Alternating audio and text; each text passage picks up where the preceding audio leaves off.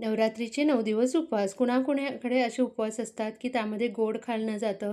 गोड खाण्यामध्ये आपल्याला काहीतरी गोड खाण्याची इच्छा असते, पण काय गोड करावं हा प्रश्न असतो. चला तर मस्त असा भगरीचा शिरा बनवला होता.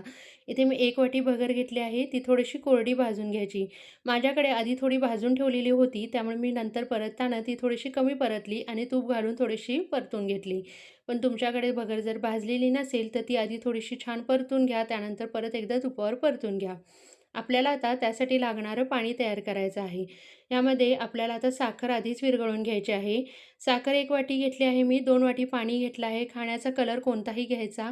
वेलची पावडर घेतली आहे. तेल घ्यायचं, तूप घ्यायचं आणि ह्याला फक्त आपल्याला साखर विरघळेपर्यंतच ठेवायचं आहे. जास्तही पाक करेपर्यंत ठेवायचं नाही आहे. परत एकदा मी भाजलेली भगर घेतली आहे. आता त्यामध्ये आपण ते पाणी ॲड करूया साखरेचं आणि आपल्याला आता ह्याला पूर्ण पाणी आटवून घ्यायचं आहे. मस्त असा भगरीचा शिरा बनून जातो आणि गोड खाण्याची इच्छाही होऊन जाते. कारण कसं असतं, नवरात्रीच्या 9 दिवसाच्या उपवासामध्ये काही-काही जणांना गोड खाण्याची खूप इच्छा होत असते.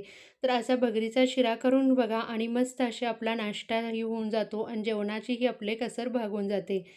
तर कशी वाटली रेसिपी? तर चॅनलला नवीन असाल तर सबस्क्राईब करायला विसरू नका. छान-छान